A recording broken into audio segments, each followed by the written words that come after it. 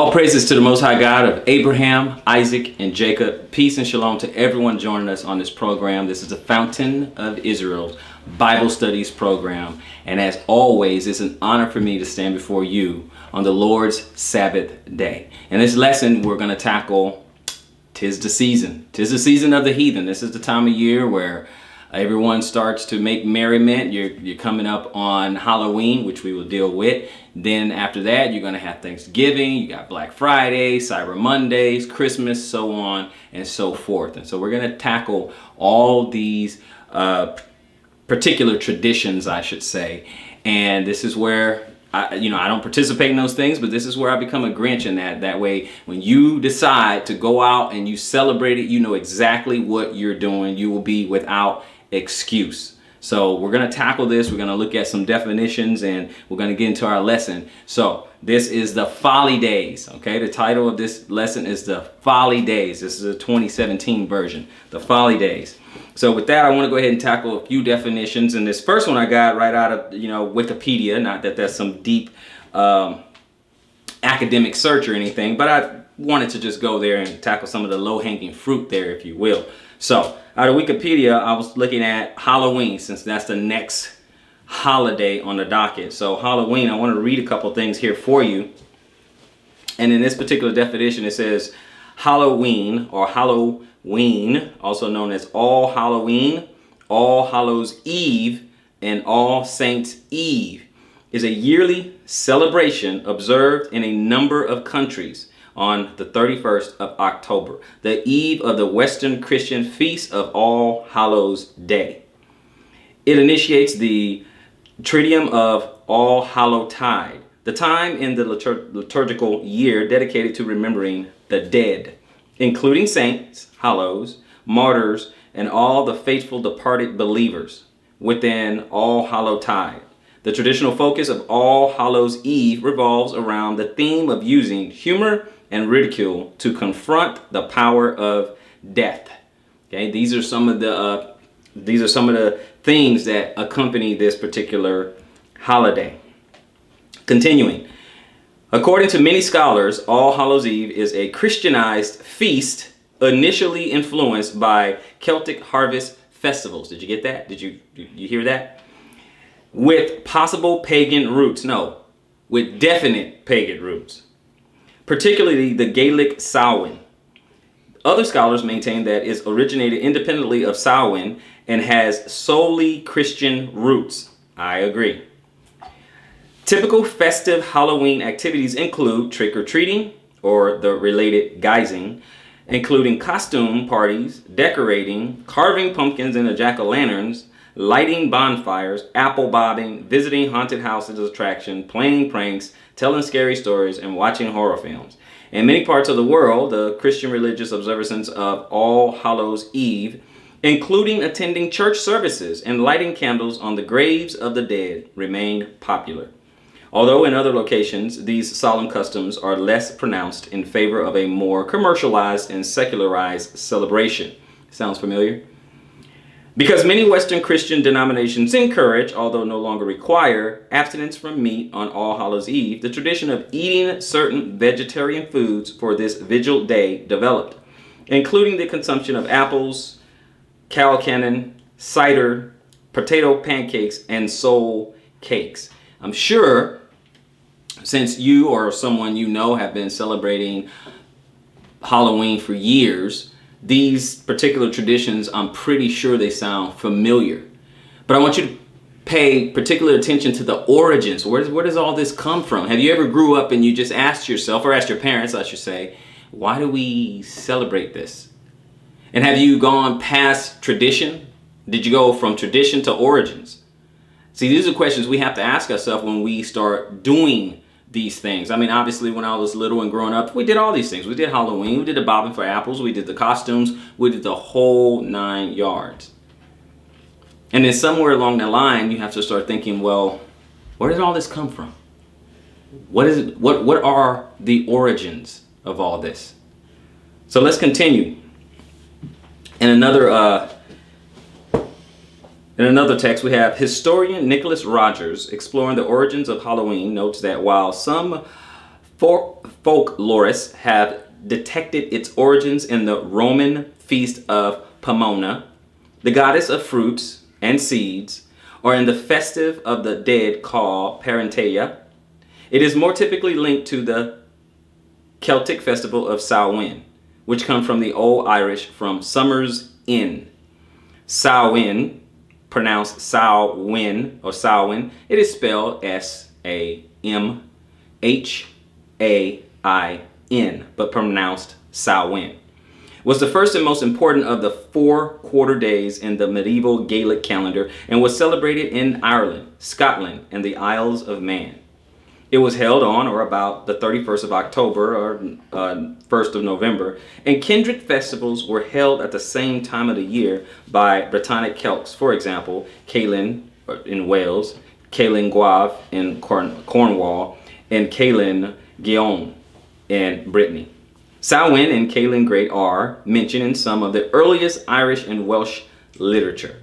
The names have been used by historians to refer to Celtic Halloween costumes up until the 19th century and are still the Gaelic and Welsh names for Halloween. Now we'll deal with Samhain a little bit more because all of this has roots. All of it has roots. They all have a particular origin, and we need to understand exactly what it comes from. So if those who want to still celebrate these holidays, you're going to do it with a full understanding of what it actually is. That's going to come from more than, well, it's just tradition. Oh, well, it's just for the kids. Oh, well, it's just for fun. But if you're going to say that you are a Bible believer or you fear God, then if he asks us not to participate in idolatry, witchcraft, paganism, then you will take this serious. You're going to say, well, maybe, just maybe, I shouldn't participate in this. Yeah, you're in the land of your captive, but you don't have to participate in these. You can opt out. Just like I did many years ago, you could just opt out and say, you know what, I'm just not going to do it anymore. I don't like where it came from and I don't like where it's heading. Let's look at Samhain. Samhain, as I said before, okay, pronounced Samhain, is a Gaelic festival marking the end of the harvest season and the beginning of the winter or the darker half of the year. Is celebrated from sunset on the 31st of October to sunset on the 1st of November. Look at that. It even celebrated much like we do our Sabbath, from sunset to sunset. Or about halfway between the autumn equinox and winter solstice. Is one of the 4 Gaelic seasonal festivals along with Imbolc, Beltane, and Lughashadha. Historically, it was widely observed throughout Ireland, Scotland, and the Isles of Man. Kindred festivals are held at the same time of year. Okay, so we have that. Now, Samhain is mentioned in some of the earliest Irish literature and is known to have a pre-Christian roots. So the Christians are doing it, but it actually has a pre-Christian root. So that means the Christians actually adopted this particular celebration. Then we'll get into some scriptures. Happened to begin on Samhain. It was the time when cattle were brought back down from the summer pastures and when livestock were slaughtered for the winter. As at Beltane, special bonfires were lit. These were deemed to have protective and cleansing powers, and there were rituals involving them. Samhain, like Beltane, was seen as a liminal time when the spirits or fairies could more easily come into our world. Most scholars see the AOS as remnants of the pagan gods and nature spirits. It was believed that the AOS needed to be appropriated to ensure that the people and their dead were also brought to revisit their homes. Feasts were had at which the souls of the dead kin were beckoned to attend at a place set at the table for them.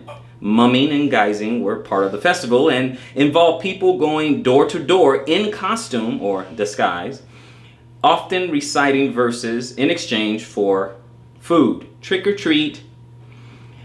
The customs may have been a way of imitating or guising oneself from the AOS, or divination rituals, were also a big part of the festival and often involved nuts and apples. In the late 19th century, Sir John Rees and Sir James Fraser suggested that it was the Celtic New Year, and this view has been repeated by some other scholars. In the 9th century, the Roman Catholic Church shifted the date of All Saints' Day to the 1st of November. You knew they were going to show up at some point, right?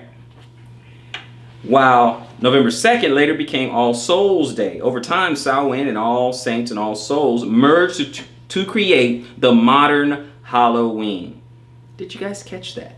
Did you catch that? Okay, they merged to become the modern Halloween. Historians have used the name Samhain to refer to the Gaelic Halloween customs up until the 19th century. Since the latter 20th century, Celtic neo-pagans and Wiccans have observed Samhain, or something based on it, as a religious holiday. Neo-pagans in the southern hemisphere often celebrate Samhain at the other end of the year. Okay, so we even know some of our Latin brethren, you know, they do the Day of the Dead. Okay, I don't know how to pronounce it in Spanish, but they have same thing, you know, the Day of the Dead. We just have to be careful with what we are observing, what we are celebrating. And we can't just start slapping lipstick on a pig and calling it, you know, a girl. We can't do that. It is what it is. You trying to change the meaning does not justify the origins. It's just that simple. It's just that simple. So let's go on over to Revelation. Let's get into the Bible. Go on over to Revelation 17. Revelation 17.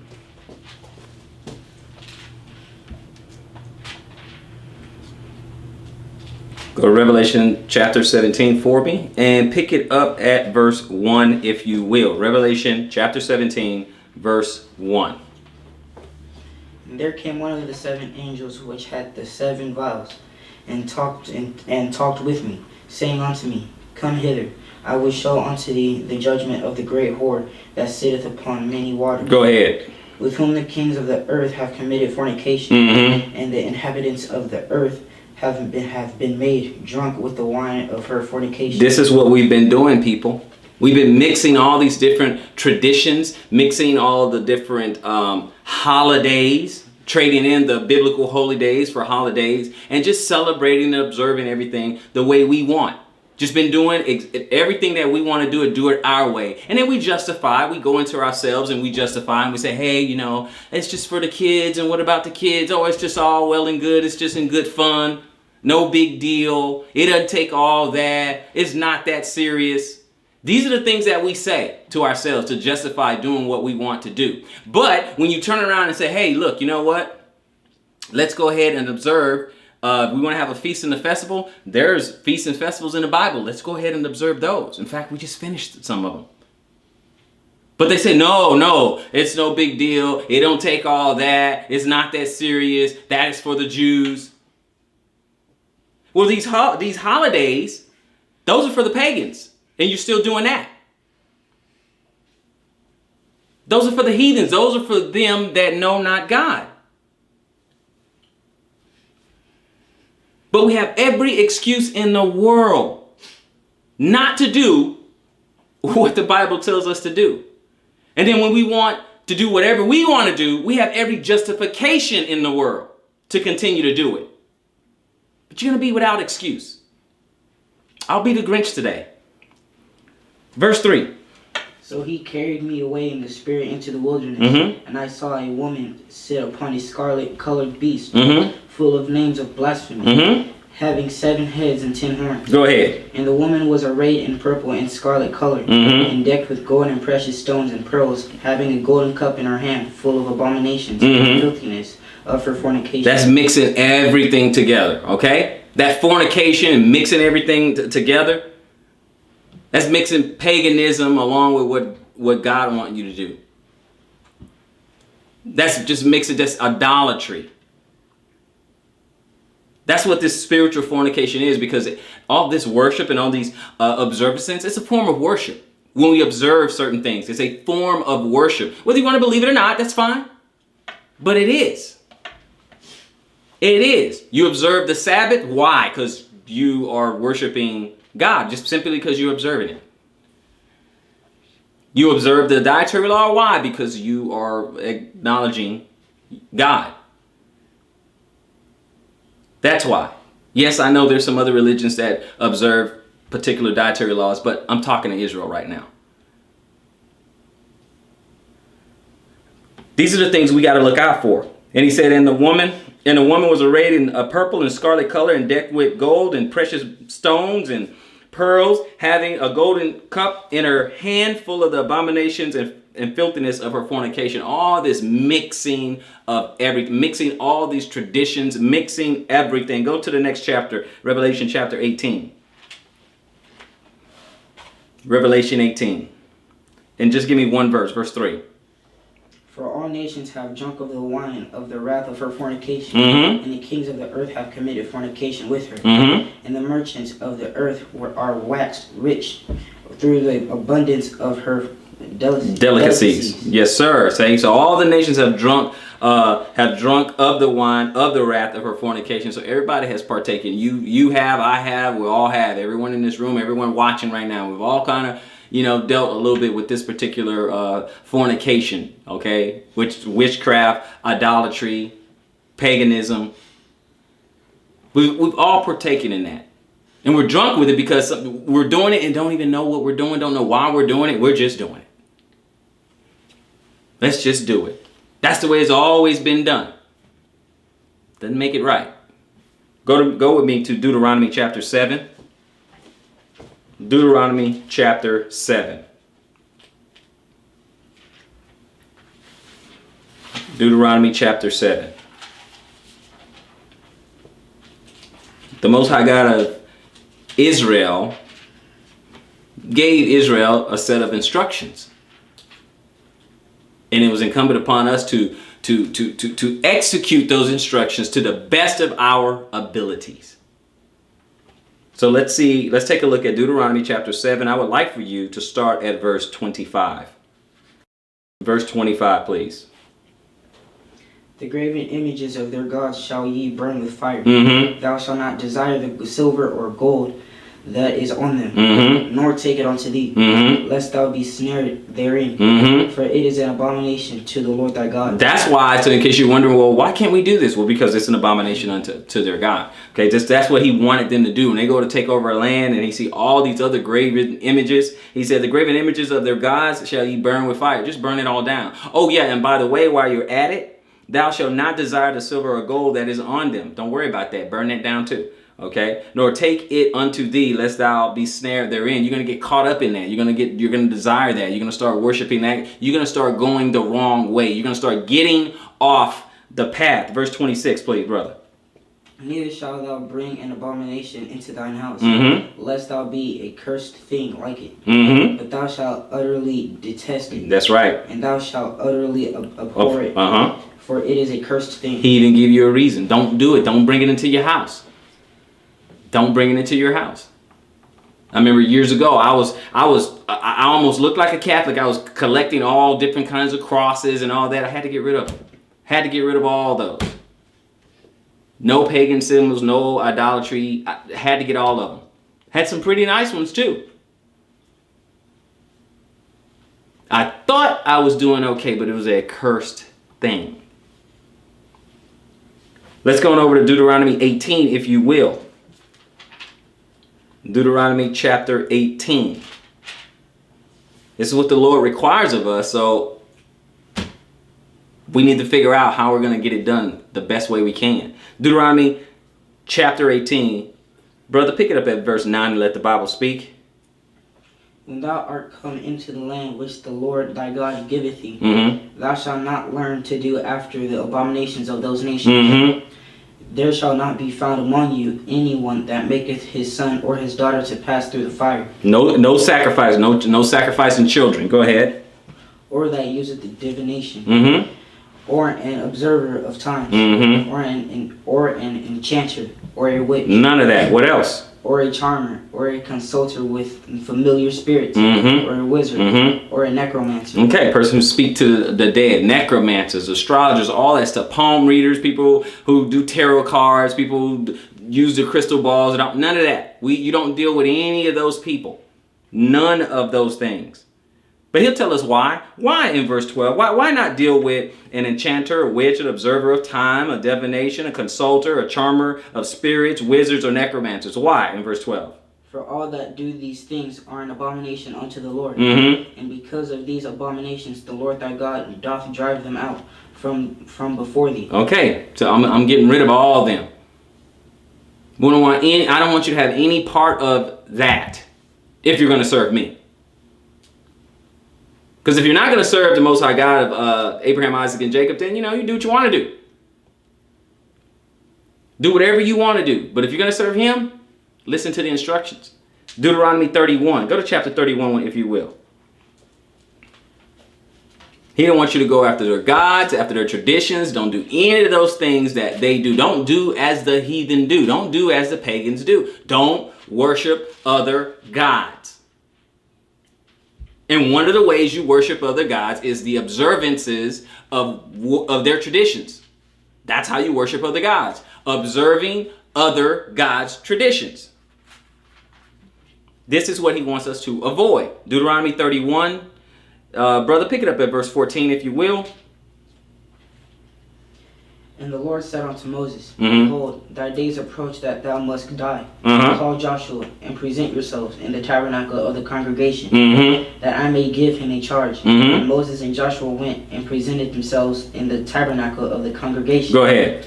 And the Lord appeared in the tabernacle in a pillar of the cloud. Mm-hmm. And the pillar of the cloud stood over the door of the tabernacle. Mm-hmm. And the Lord said unto Moses, Behold, thou shalt sleep with thy fathers, Mm-hmm. and this people will rise up and go a whoring after the gods of the strangers of the land, Yep. whither they go to be among them, Mm-hmm. and will forsake me, and break my covenant which I have made with them. Okay, because see what happens is when you are Israel, when you are awakened Israel, okay, you realize what you've been doing. But before you wake, you look and see what other people are doing. You look at their traditions. You look at how they celebrate what they're doing. And you say, hey, you know what? That looks pretty fun. Let me go ahead and do that. Never looking behind, never pulling back the curtain and trying to see the inner workings of what are the origins of this? Why are they doing this particular tradition? It just looks fun. It looks good. It satisfies our ego. Hey, we get something, or we get to have fun, or whatever the case may be. We don't look deeply behind it. And this is a sad thing that would get us all caught up. But he said what would happen to them. He said after Moses dies and goes to sleep with fathers, they will go a-whoring after the other gods of strangers of the land, whether they go to be among them or will forsake me and break my covenant which I have made with them. Verse 17. Then my anger shall be kindled against them in that day. Sure will. And I will forsake them. Mm-hmm. And I will hide my face from them. Mm-hmm. And they shall be devoured. And many evils and troubles shall befall them. Mm-hmm. So that they will say in that day, Are not these evils come upon us because our God is not among us? Absolutely. Go ahead. And I will surely hide my face in that day for all the evils which they shall have wrought. Mm-hmm. And that they are turned unto other gods. Okay, for all the things that they've done, and they're turned unto other gods. Okay, verse 19, son. Now therefore write ye this song for you, and teach it the children of Israel. Put it in their mouths, Mm-hmm. that this song may be a witness for me against the children of Israel. Okay, so you just talk them, a song, and we do that. A lot of times we remember things if it's put in a song. Okay, so that's no problem. We know that the slaves, they had sung many songs. They had many Negro spirituals and things. Okay, just to remember and to keep their spirits high. Okay, but just to remember the things if we pay attention to the words of the song. But let's go to Judges chapter 2. Judges chapter 2. Okay, Judges chapter 2. And when you get to Judges chapter 2, start at verse 10 and let the Bible speak. And also all that generation were gathered unto their fathers, Mm-hmm. and there arose another generation after them, Mm-hmm. which knew not the Lord, nor yet the works which he had done for Israel. Mm-hmm. And the children of Israel did evil in the sight of the Lord, They did. and served Baalim. Baalim. Mm-hmm. And they forsook the Lord God of their fathers, which brought them out of the land of Egypt, Mm-hmm. and followed other gods, Mm-hmm. of the gods of the people that were round about them. Okay, because everyone wants to do what everyone else is doing. Okay, young people feel it in peer pressure. If they see a group of friends somewhere doing something in particular, it looks fun, looks interesting, we inquire after it, and then we start doing it ourselves. And hey, I want to be a part of that. So that's what Israel had done when they looked at the other cultures and the other folks, and they said, hey, oh wow, look at what they're doing. Okay, hey, let's join in. Let's try that. Teach me how to do that. Forbidding strict orders from the Lord. Go ahead in verse 13. Go ahead. And they forsook the Lord and served Baal and Ashtaroth. Uh-huh. And the anger of the Lord was hot against Israel. Mm-hmm. He delivered them into the hands of spoilers that spoiled them. Mm-hmm. And he sold them into the hands of their enemies round about, Mm-hmm. so that they could not any longer stand before their enemies. Mm-hmm. Whithersoever they went out, the hand of the Lord was against them for evil, Mm-hmm. as the Lord had said, and as the Lord had sworn unto them. Mm-hmm. And they were greatly distressed. Go ahead. Nevertheless, the Lord raised up judges, which delivered them out of the hand of those that spoiled them. Go ahead. And yet they would not hearken unto their judges, Mm-hmm. but they went a whoring after other gods, and bowed themselves unto them. Mm-hmm. They turned quickly out of the way which their fathers walked in, Yep. obeying the commandments of the Lord, but they did not so. But they didn't. They didn't. The traditions of the Lord. So you try to help your people. You try to tell them. You try to warn them. Turn back. You're going the wrong way. Okay. Go to Revelation 21. Turn back. You're going the wrong way. You're upsetting God. The God of Israel's anger is burning hot against you. He wants you to stop doing that. And what will you hear today? What will you hear today? Oh, it's no big deal today. What we'll do is we'll relabel it, repackage it, call it something else, and hey, let's go ahead and celebrate. That's what we do. Instead of having a real change, a real turning away. Instead of abdicating from the throne of paganism, no, we just sit there, call it something else. Instead of just giving it up, we want to dress it up. One day, maybe, we will learn. Revelation 21, and let's start at verse 7. Let the Bible speak. Revelation 21 and 7. He that overcometh shall inherit all things, Uh-huh. and I will be his God, Mm-hmm. and he shall be my son. Yes. But the fearful and unbelieving, Mm-hmm. and the abominable, Mm-hmm. and murderers, Mm-hmm. and whoremongers, Mm-hmm. and sorcerers, and idolaters, and all liars, shall have their part in the lake which burneth with fire and brimstone, Mm-hmm. which is the second death. Look at the people who are not making it into the kingdom, people. Look at the people who will not make it into the kingdom of God. Not my words. The words from the Bible. Will not make it into the kingdom of God. They're fearful because you care about what other people think. Oh, well, people are going to look at me, or, oh, it's just embarrassing and stuff. Okay, but the fearful, not going to make it. The unbelieving, not going to make it. Okay? But matter of fact, brother, read verse 8 again. But the fearful, Not going to make it.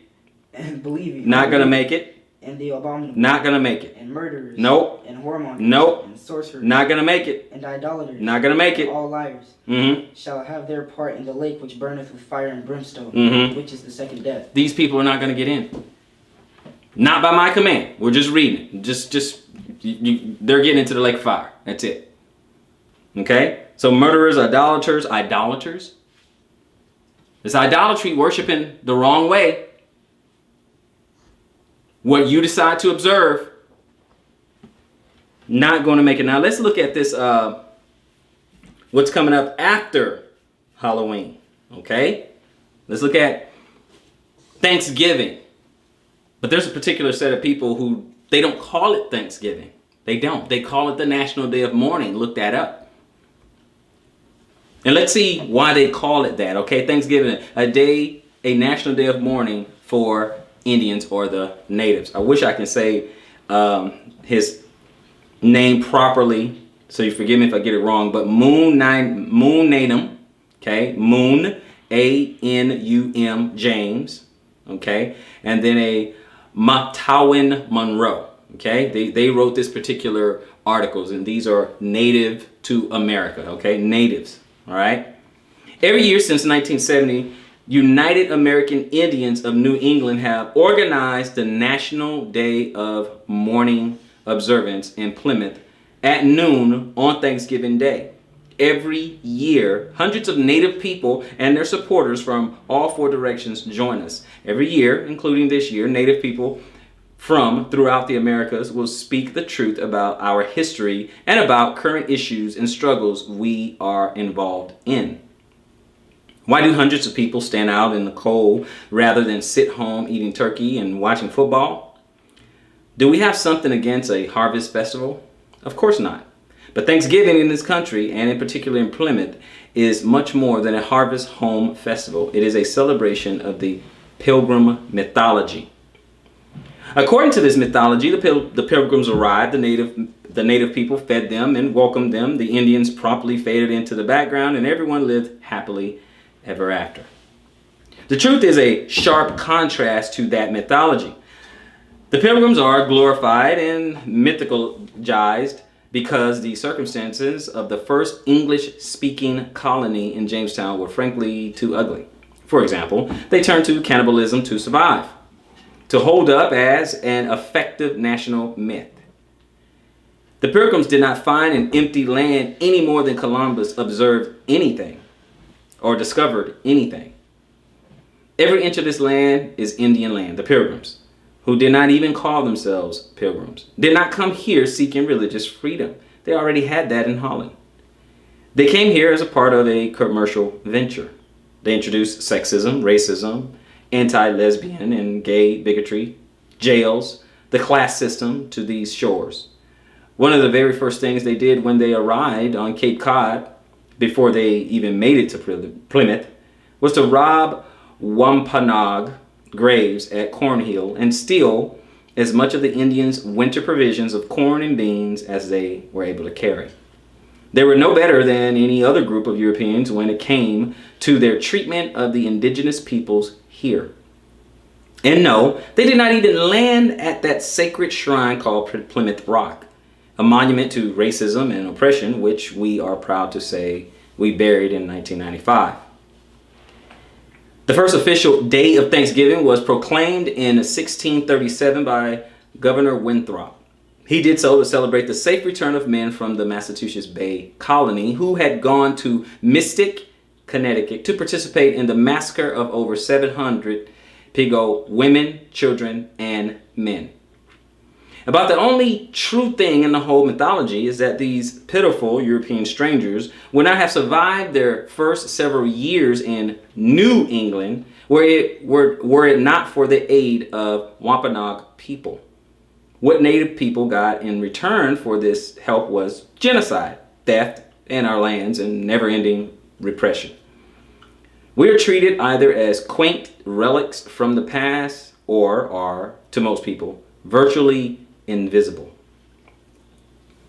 We can give thanks for the fact that on many reservations, unemployment rates surpass 50%. Our life expectancies are much lower. Our infant mortality and teen suicide rates much higher than those of white Americans. Racist stereotypes of native people, such as those perpetuated by the Cleveland Indians, Atlanta Braves, countless local and national sports teams, persist.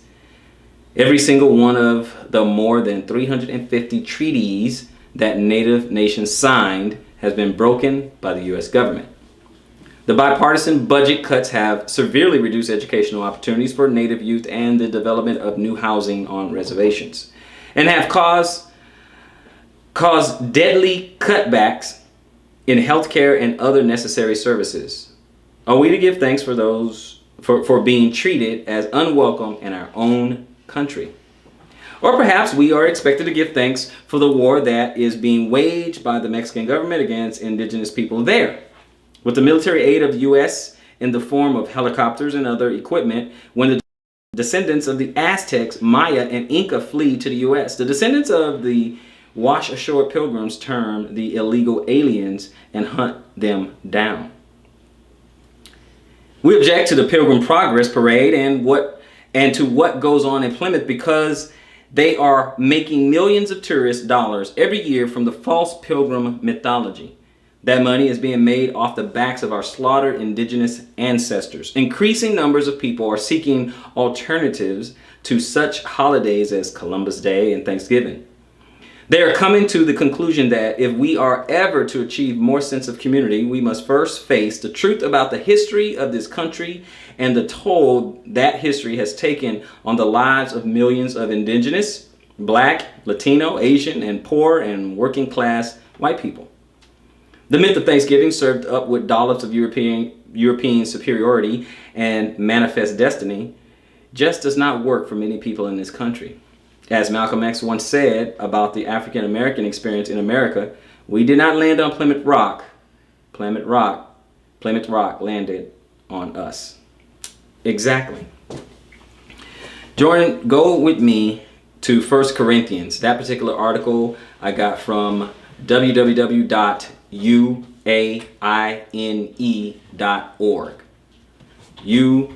uaine.org. Go with me to 1 Corinthians chapter 10.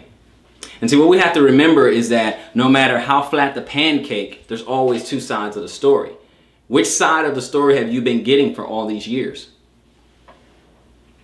Which side have you been getting? Which side have you been believing in? Have you looked at history from the other person's perspective? We heard the old saying, history is told from the perspective of the victor.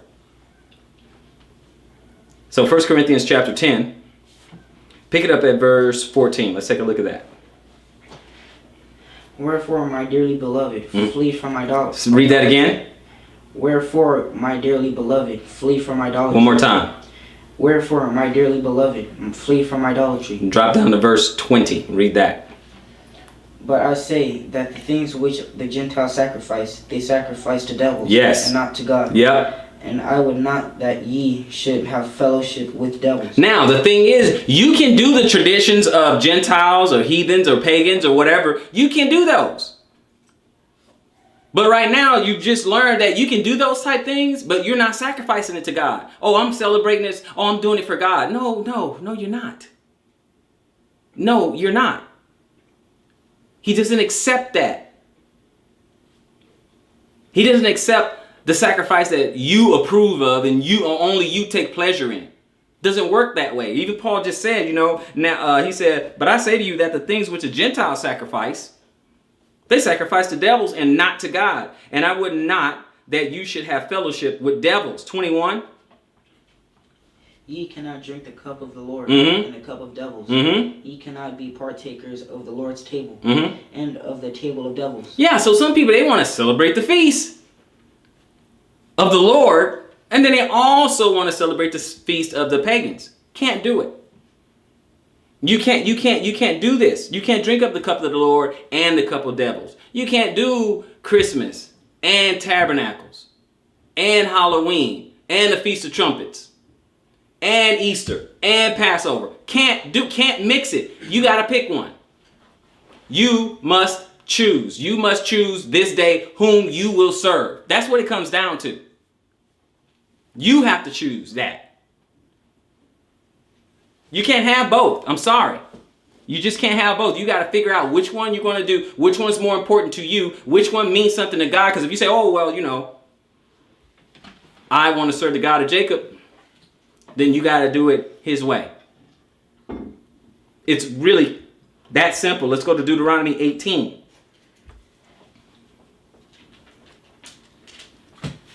Deuteronomy chapter 18, if you will. Okay, let's go ahead and go right back here. 18, pick it up at verse 9. Deuteronomy 18, verse 9.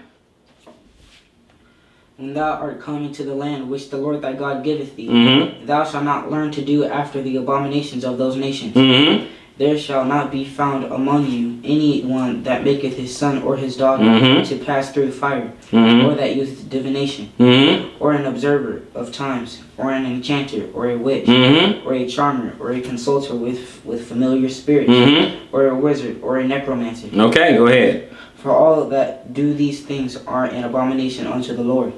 And because of these abominations, the Lord thy God doth drive them out from before thee. Okay, I wanted to throw that in one more time. I know we read it before. I just want to throw that in one more time as a reminder because I'm trying to make it stick. Now, as we transition from Halloween and Thanksgiving, obviously we have to tackle the biggest one of all. Okay? So right now, I have to be the Grinch right now.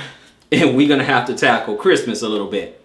Sorry to burst that bubble for you, but we got to deal with it. Now, if you choose to observe it anyway after this, it's on you. I wipe my hands.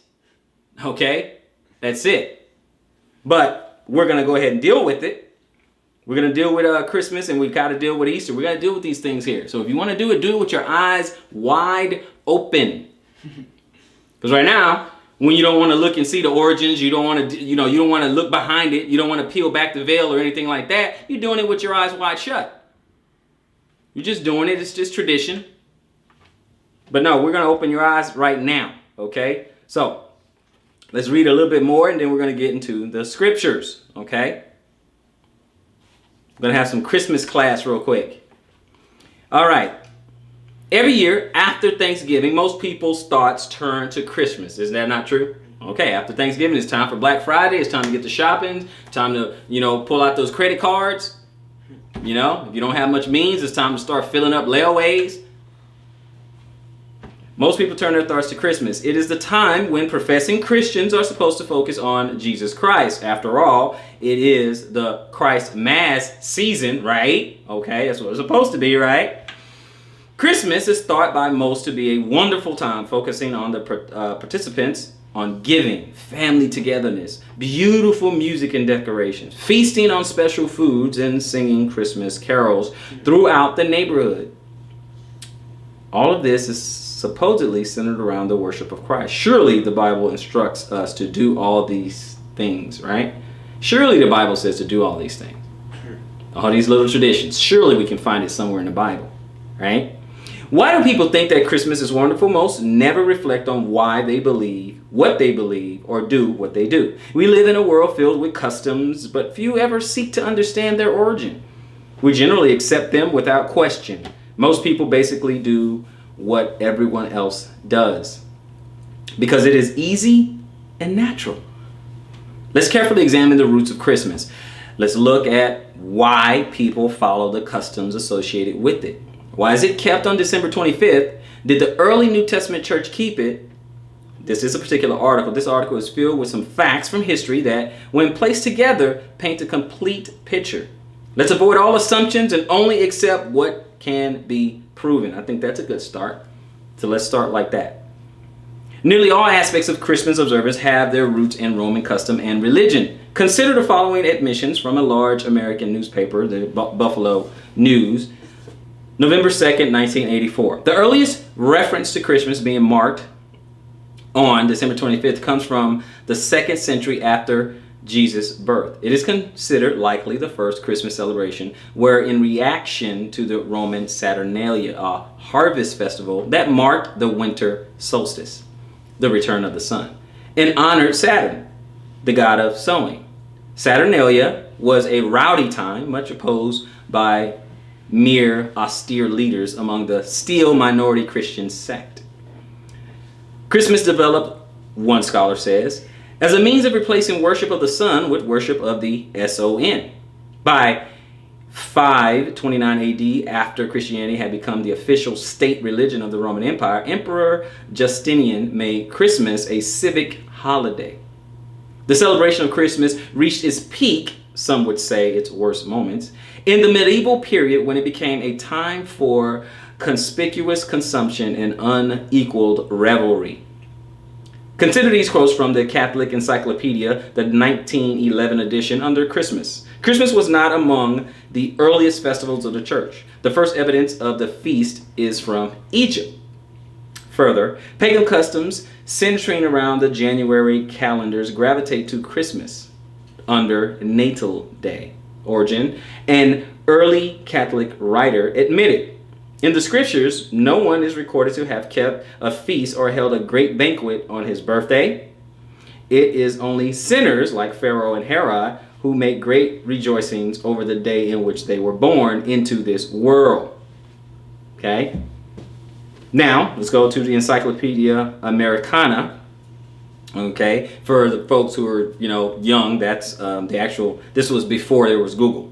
Okay, so you got 1956 edition adds. Christmas was not observed in the first century of the Christian church, since the Christian usage in general was to celebrate the death of remarkable persons rather than their birth.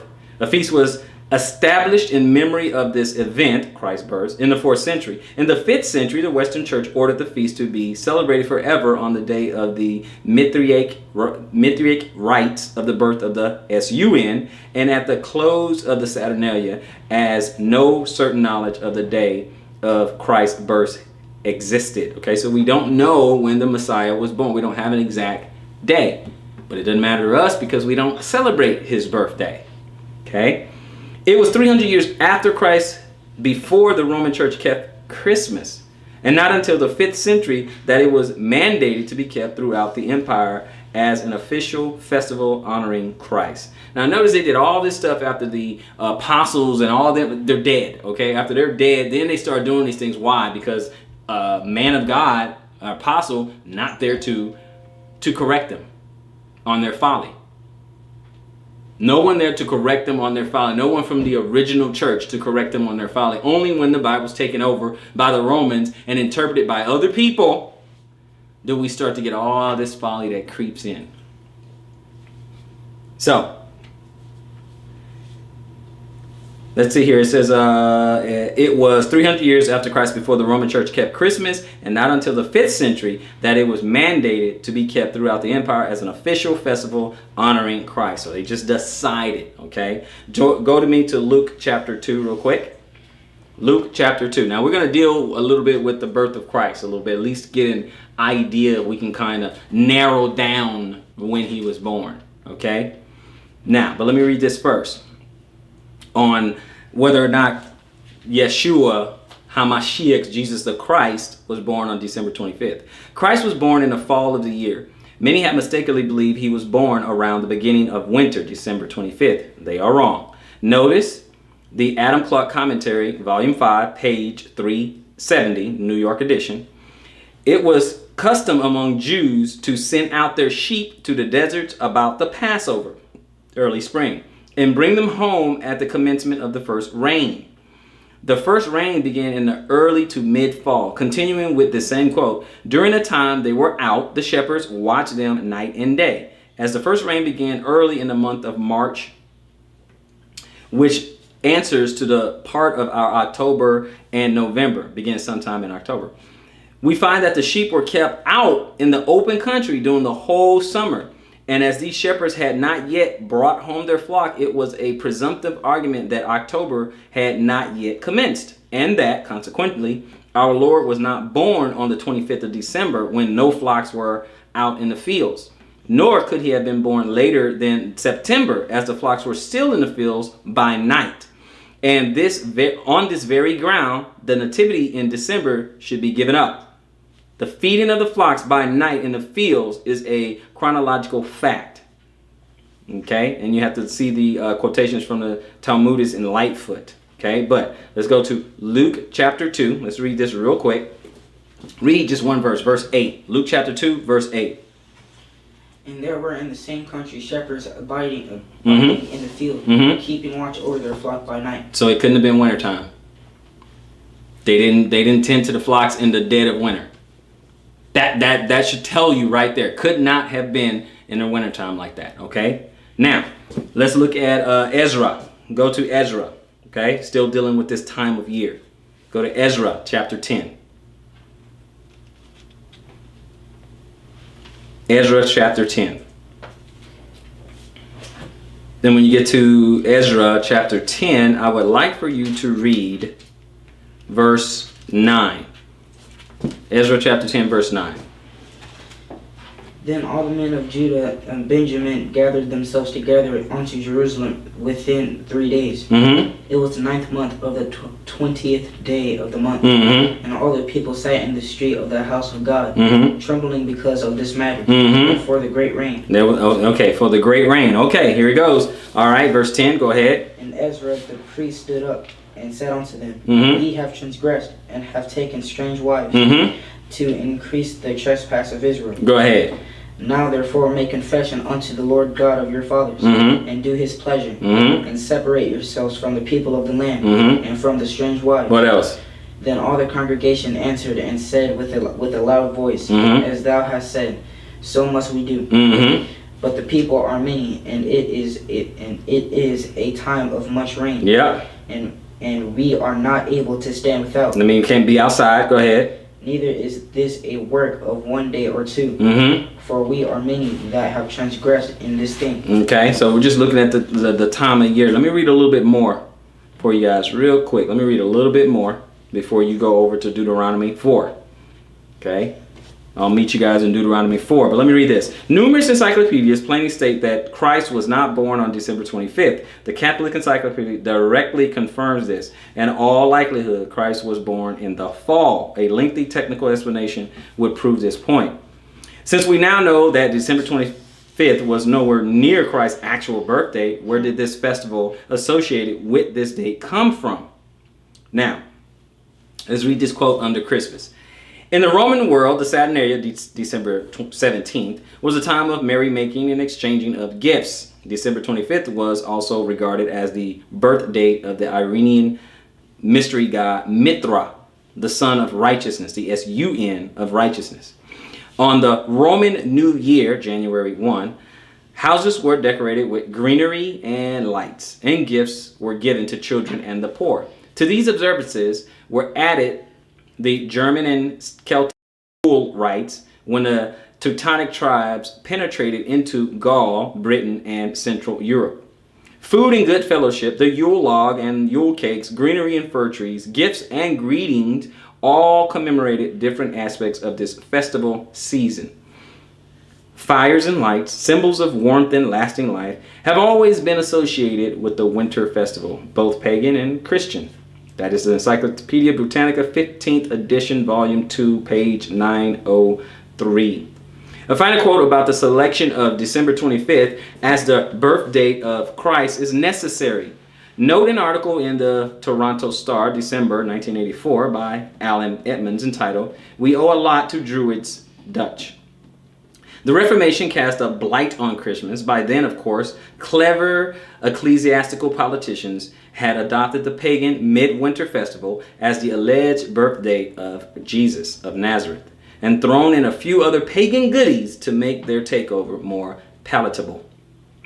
December 25th was not selected because it was the birth of Christ or because it was even near it. It was selected because it coincided with the idolatrous pagan festival Saturnalia, and this celebration must be carefully examined, which is what we're doing now. In any event, we do not know the exact date of Christ's birth. While God certainly could have made it known, he chose to hide it from the world's eyes. That's from that article is realtruth.org. Okay, let's look at Deuteronomy chapter 4. Deuteronomy chapter 4. When you get to chapter 4, start reading in verse 10 if you would, please. Especially the day that thou stoodest before the Lord thy God in Horeb. When the Lord said unto me, Gather me the people together, Mm-hmm. and I will make them hear my words, Mm-hmm. that they may learn to fear me all the days that they shall live upon the earth, Mm-hmm. and that they may teach their children.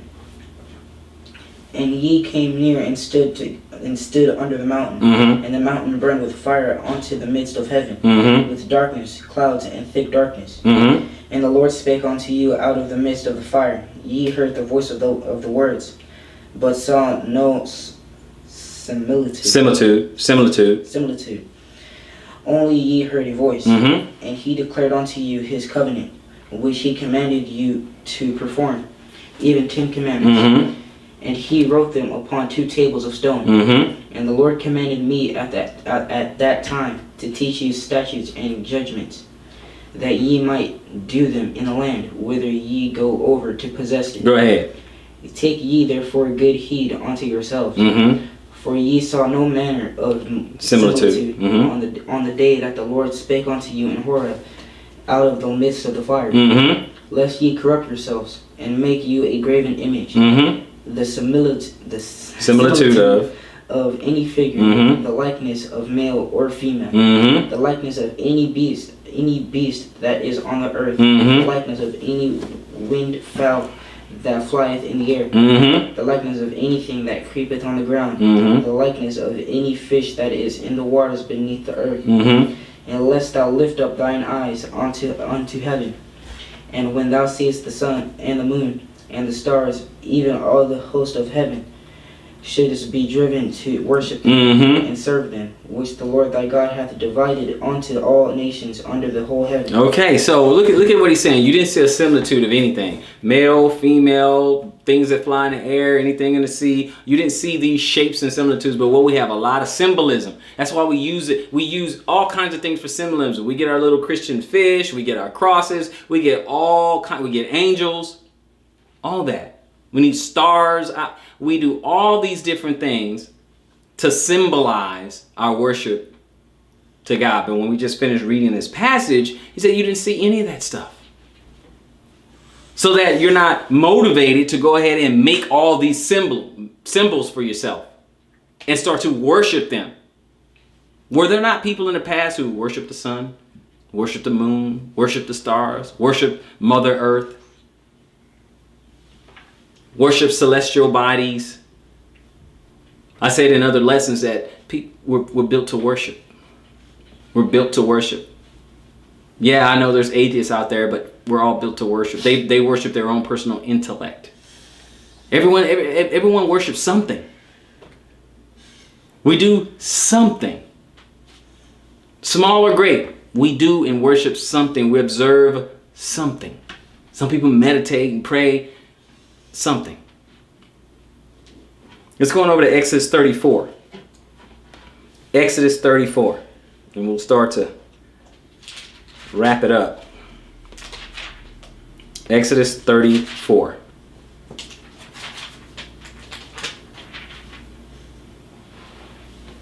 Exodus 34. Okay.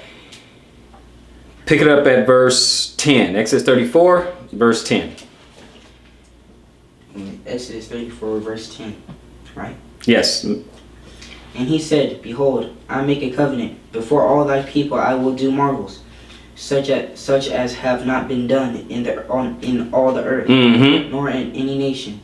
And all the people among which thou art shall see the work of the Lord. Mm-hmm. For it is a terrible thing that I will do with thee. Mm-hmm. Observe that thou which I command thee this day. Mm-hmm. Behold, I drive out before thee the Amorite, and the Canaanite, and the Hittite, and the Perizzite, Mm-hmm.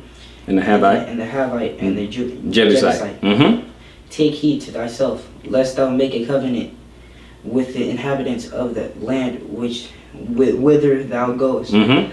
lest it be for a snare in the midst of thee. Mm-hmm. But ye shall destroy all their altars, Mm-hmm. break their images, Mhm. and cut down their groves. Destroy all that. Go ahead.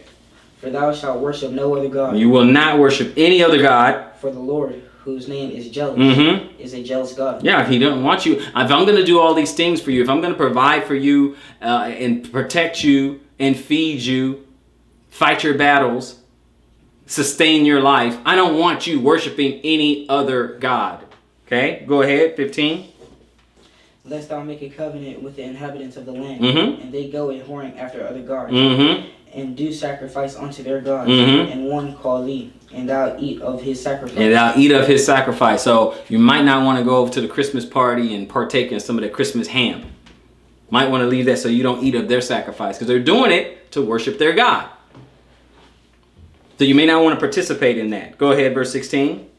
And thou take of their daughters unto thy sons, Mhm. and their daughters go a whoring after other gods, Mhm. and make thy sons go a whoring after other gods. Yeah, because we know women have influence on guys. They have influence. Well, let's do this. Let's do that. Okay. Now I know it's a guy's choice whether or not he's going to do it or not, but I'm just saying, let's be honest. If we're going to be adults here, we know that females have a lot of influence on guys. If we're just being honest. Okay. So, verse 17. Thou shalt make thee no molten gods. Okay, so don't make any molten gods. Don't do it. Don't make symbols. Don't do these things. Well, I'm just doing it for God. Well, your God just said not to do it. I just want to do it. It helps me to worship the Lord. Well, the Lord told you not to do it. Let's read a little bit more. Let's go with this Christmas tree real quick, so we can start rounding out the lesson. No article about Christmas is complete without any explanation of the Christmas tree. We have touched on it without directly focusing on it. The modern Christmas tree originated in Germany, but the Germans got it from the Romans. We got it from the Babylonians and the Egyptians. The following demonstrates what the Babylonians believed about the origin of the Christmas tree. Quote, an old Babylonish fable told of an evergreen tree which sprang out of a dead tree stump. The old stump symbolized the dead Nimrod. The new evergreen tree symbolizes that Nimrod had come to life again in Tammuz. Among the Druids, the oak was sacred. Among the Egyptians, it was the palm. And in Rome, it was the fir, which was decorated with red berries during the Saturnalia. Okay, so Walsh, Curiosities of Popular Customs, page 242, if you care to read it. Frederick J. Haskins answers to questions, states the Christmas tree is from Egypt and its origins date from a period long anterior to the Christmas era. Did you know this? The Christmas tree long preceded Christianity. Of course it did. We're going to look at that. Of course it did.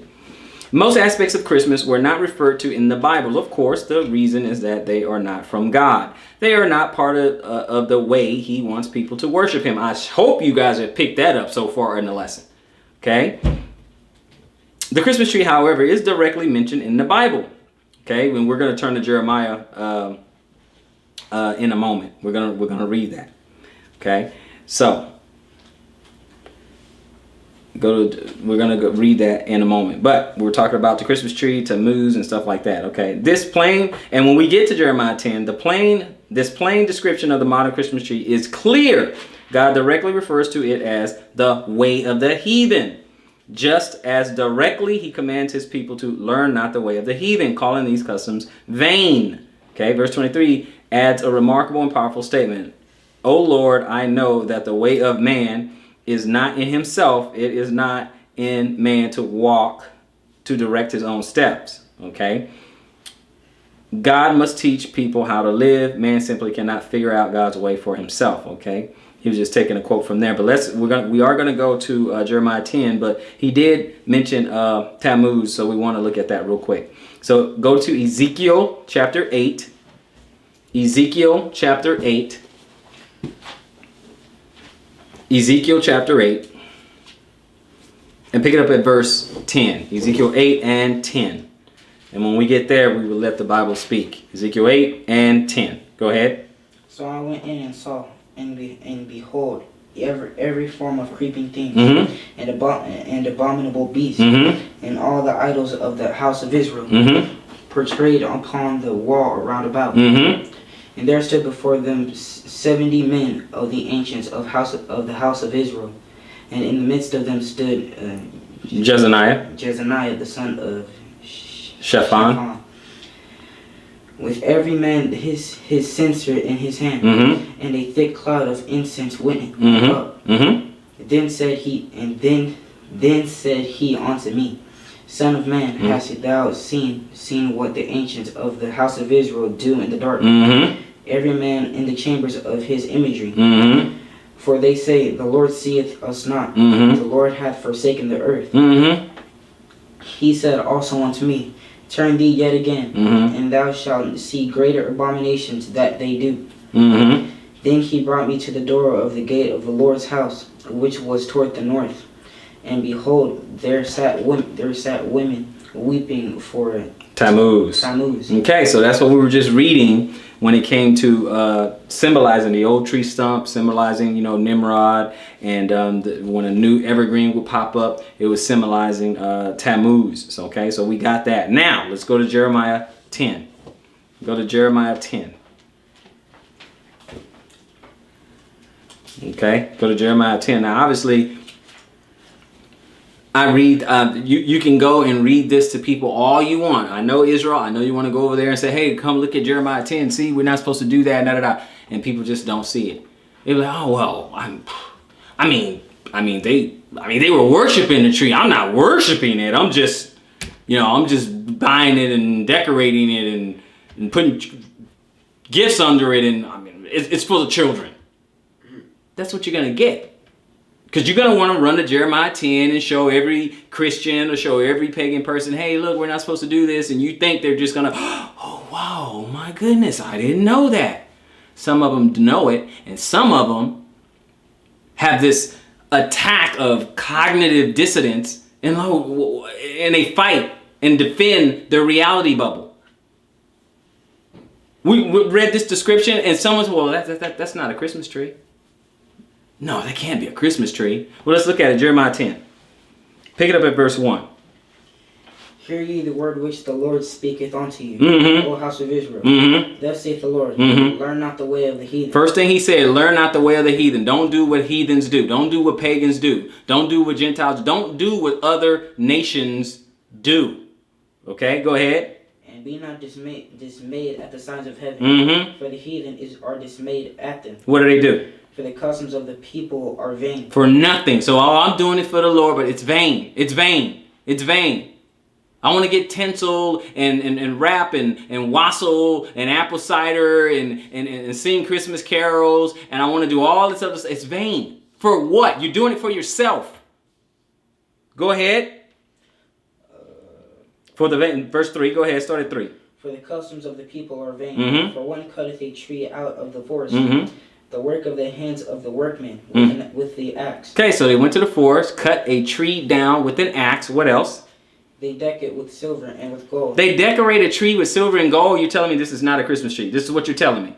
A 10-year-old could tell me, hey, yeah, it sounds like a Christmas tree. Go ahead. They fasten it with nails and with hammers that it move not. So, okay, so you want to prop it up. You drag it to your house. You want to decorate it, prop it up so it doesn't fall. So it doesn't fall over. But you say this is not a Christmas tree. You believe that? Come on. Go ahead. They are upright as the palm tree, but speak not. Yep. They must needs be born. I mean, you have to move them. Go ahead.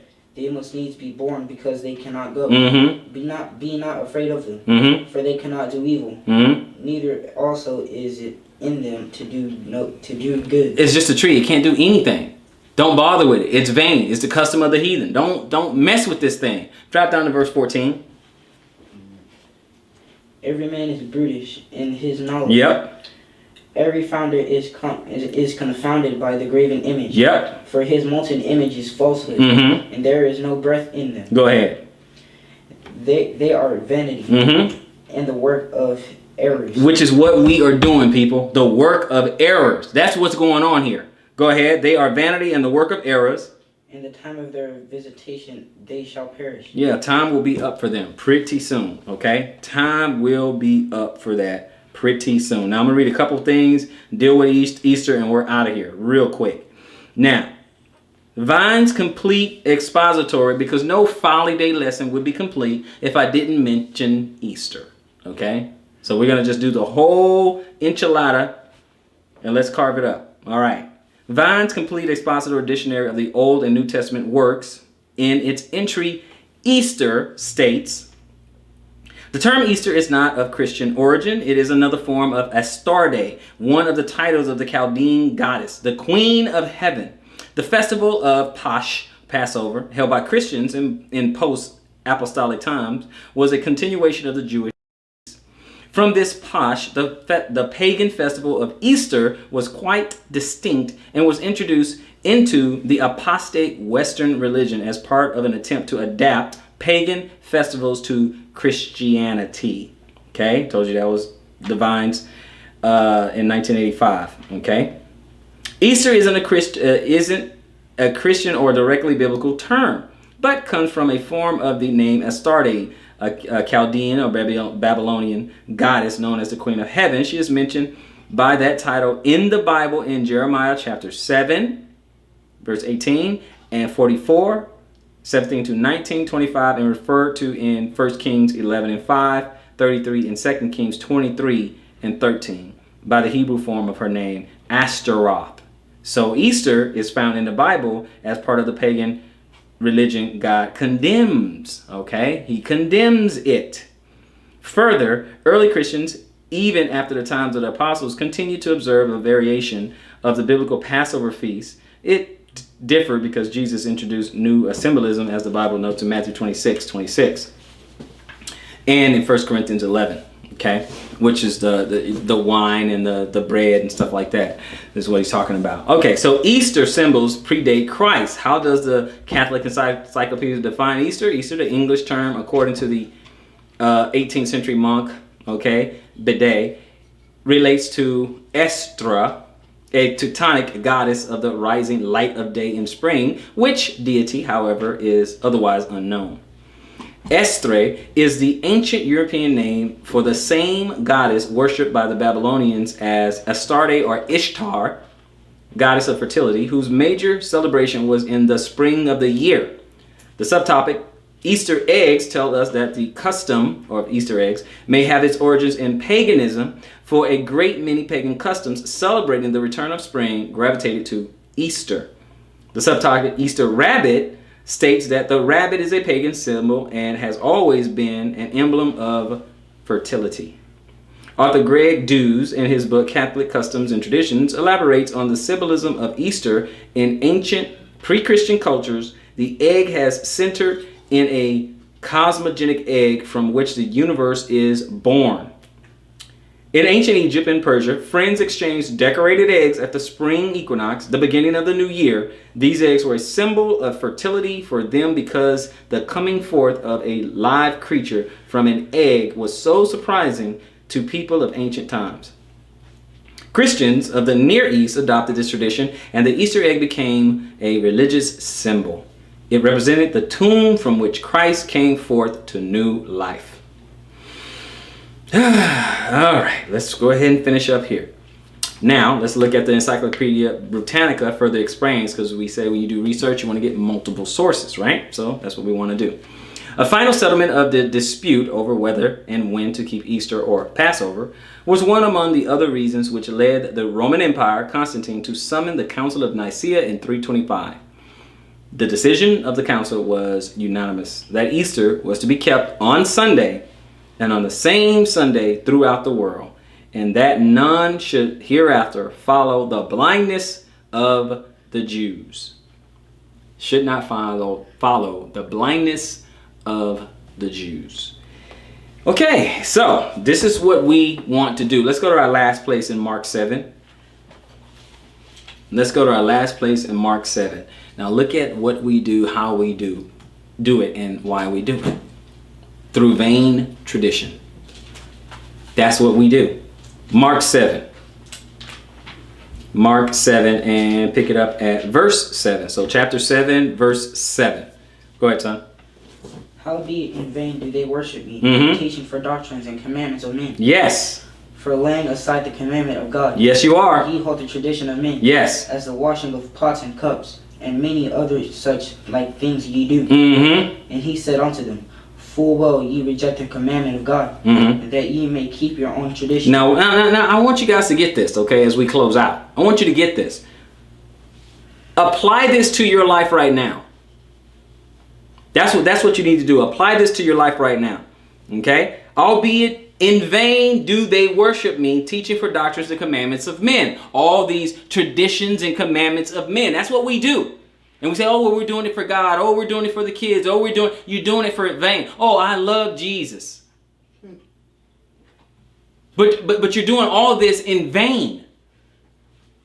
You say you love him, but you're not doing what he wants you to do. Now look at it. For laying aside the commandments of God, hey, you know what? We need to do we need to probably observe those holy days instead of these holidays. We need to do, Passover. We need to do, Pentecost or Feast of Weeks or the trumpets. We need to do atonement. And no. That's for the Jews. Then you just lay aside the commandments of God? Ye hold the tradition of men. You want to hold fast to the traditions of men. Hey, let's go Easter egg hunt. Let's go, get dressed up in our Sunday's best. Let's go hide some eggs and go find them and get baskets full of treats and all that. And the Easter bunny, and we get all the Cadbury eggs and stuff get going. Let's do that. You hold the traditions of men. Okay, in verse 9, and he said unto them, full well ye reject the commandment of God, that you may keep your own tradition. It's not that serious.